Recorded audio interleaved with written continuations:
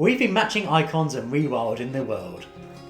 As we've been playing Ecosfera by Julibert Games.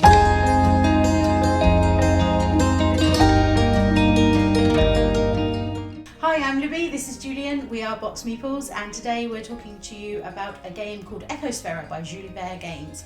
I picked up Ecosfera on my trip to Essen earlier back in October, and I got to meet with the designers and have a good look at the game, and managed to pick a copy up to bring home with us to play. So today we're going to talk about how we've managed to play that and what our thoughts are. But if you don't know much about the game Ecosfera, then here's a little overview for you.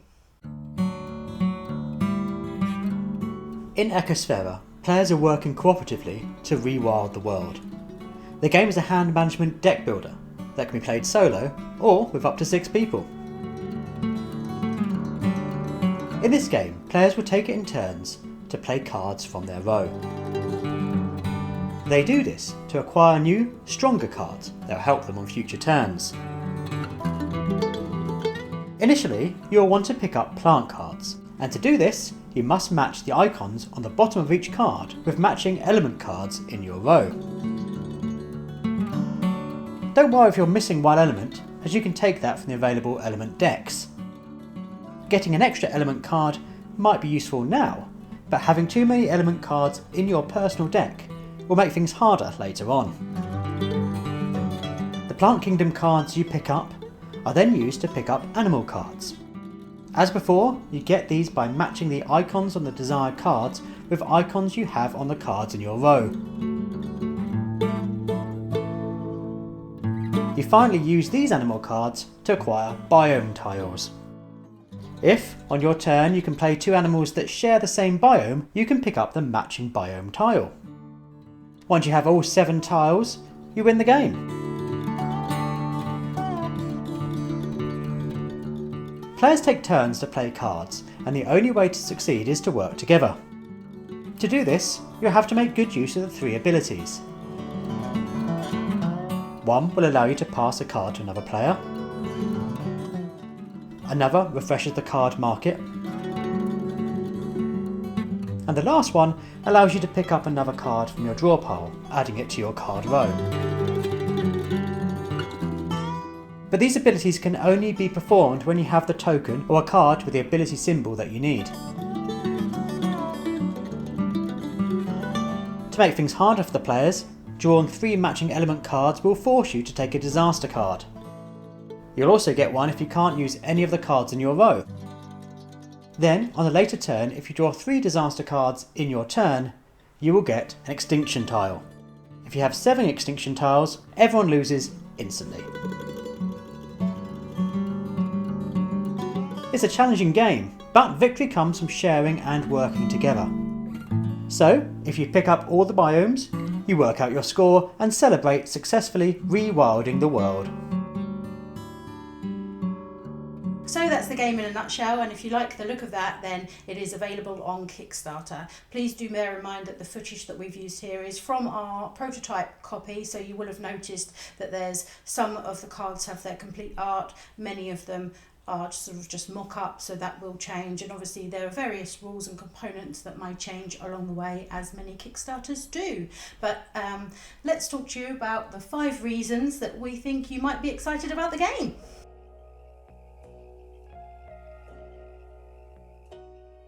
Now, as you've probably gathered, success in Ecosfera requires you actually working with the people around the table.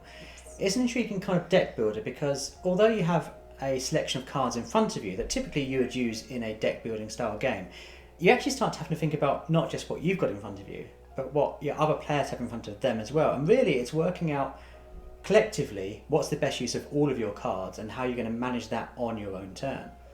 Yeah, you certainly can't think selfishly in this game of, oh, I've got that great animal like the bee or something that has lots of different icons on it, and you sort of want to keep it so that you manage to do the right match. What you kind of need to do is give that animal to someone who has got maybe the more rare of the biomes, and make sure that they're going to be able to make that combination. So you can't sort of hog all the good cards to yourself. That sharing of cards is really important.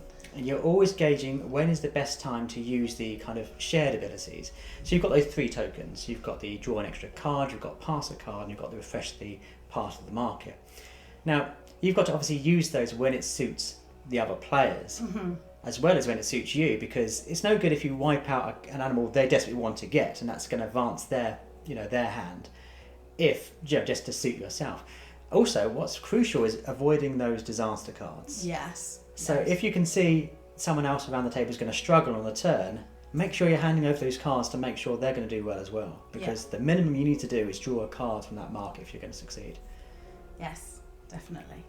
So while many deck builders just feel quite insular and you versus everyone else, this one is the opposite of that. It's a truly co-op deck builder. Yeah, definitely team working, which is nice that it's in spirit with the sort of theme that's going on as well.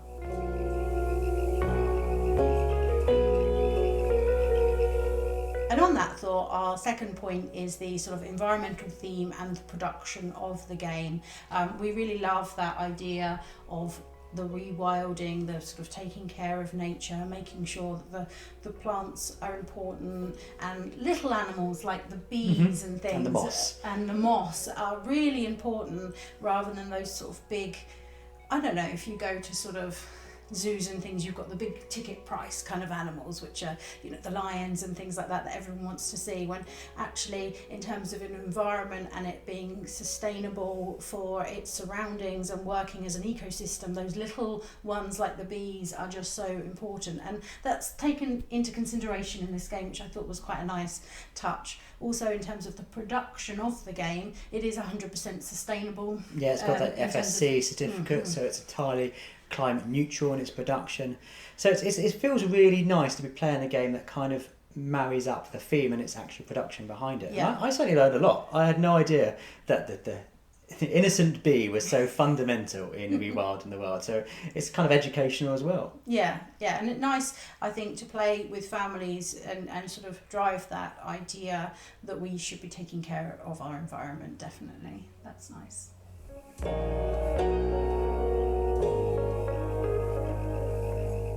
Now, as you've gathered, this game works really well with a group of people, and it also works really well as a kind of duet game, and also as a solo gameplay you can play. And it's interesting to see how that plays differently depending on your player type. When you're playing just with one other person, you feel very protective and making sure they're doing okay. But when you're playing with multiple people, it's actually easier in a way, because you can see each person's kind of own agenda and go, okay, well, you're collecting the red biomes, you're collecting the dark blue ones, and then as you can pass a card, you can then pass it to someone on the other side of the table, not just one person. So it increases your options. Obviously, if you're doing that, you then want to make the game hard in other ways. So maybe by having less of those element cards at the beginning would increase the challenge. And with that in mind, as you flick through the rulebook, you'll notice at the very end of it, there's a scoring system. So it's not just a case of you win or you lose. There's a scale of how well you win. And on top of that, there's even individual challenges that you can do both as a group or in solo mode, which just extends the life of this game even more, because some of those challenges are particularly taxing. Yeah, I'm not sure I want to give it a go without being able to speak to each other. I mean, our communication was key, so I think we would probably fail if it wasn't for that. Although you'd sort of have to learn to be more observant of each other's hands and sort of kind of second guess what the other one was hoping to do.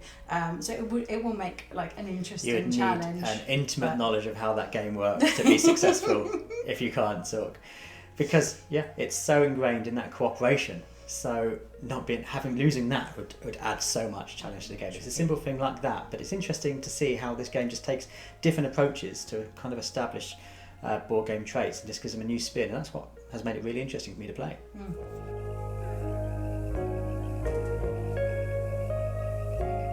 Another thing that we really loved when we were playing with the game is you can get these sort of escalated turns. Obviously, to achieve a turn without getting one of the disaster cards, you just need to make one pairing, bring one new card into your line. But if you catch things right, you can really make it all work. So you can get those together, get a new animal, or you happen to have another animal in your turn, all of a sudden you've got a biome, and then you've been able to pick up new cards, and that's allowed you to do something else. And it's those turns where everything sort of really working like a well-oiled machine that give you such a lot of joy, because then you then manage to pass a card over to your partner because you know that one's going to come up and allow them to have a great turn as well. It's moments like that in the game that were really fun. We had a situation where we were playing with a group and we knew the disaster cards had been coming through.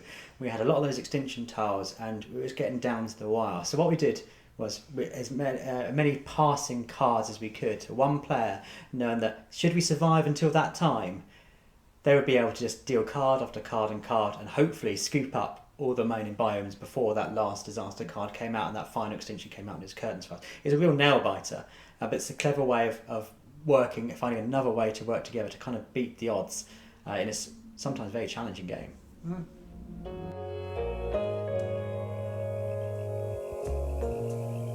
What might be obvious throughout this video is just how striking Ecosfera looks. It looks beautiful out on the table. I mean, even with our prototype version, many of the cards have got some of that final art on them, and those ones just look wonderful. I love the coloured biomes, so you can really tell the difference between what you're searching for, and the fact that they're at different angles means that that's great for those that have difficulty with colour and colour blindness. So that's great in terms of accessibility as well. But just the pictures themselves look beautiful. They're very stylised and just really appealing to the eye. I know in terms of your daughters have looked at the cards and found them quite appealing, so I think it has a good look for the younger ones as well as sort of more mature players, shall we say. But when this game's finished, there's going to be 80 unique pictures in here. And it's really nice that it's not just a case of just having icons on the cards. There's the art for each one, and it's a whole diverse cross-section of different animals and different environments and different fauna and different interesting fungi that I didn't even know existed that all look beautiful on the table. Yeah, and they match up with the environment that they would be in terms of the icons that they have on them. So for example, the king penguin obviously has got the sort of more icy, watery looking icons, and ones that belong in the desert have got those sort of icons on them. So it all makes sense, and I just think it works beautifully together. It's another example of just the beautiful attention to detail that is just throughout this entire game. It really does feel like a labour of love.